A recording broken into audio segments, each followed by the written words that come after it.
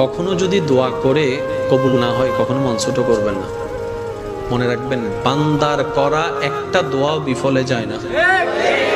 সুবহানাল্লাহ শুনতে চেয়েছি, শুনি না, আর একটু জোরে আবার বলছি, শুনুন।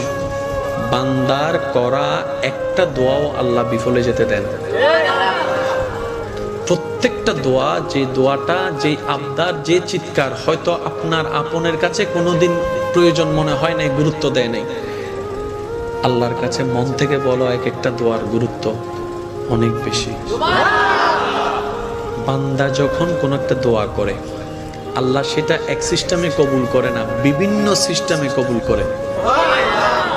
হয়তো আপনি দোয়া করে যেটা চাচ্ছেন সেটা আপনাকে দান করবে, আর যদি দান না করে সেই জিনিসটা অন্য কিছু দেয়, বুঝে নিতে হবে এটা চেয়েছেন, এটা আপনার চাওয়া, ভালোটা আল্লাহ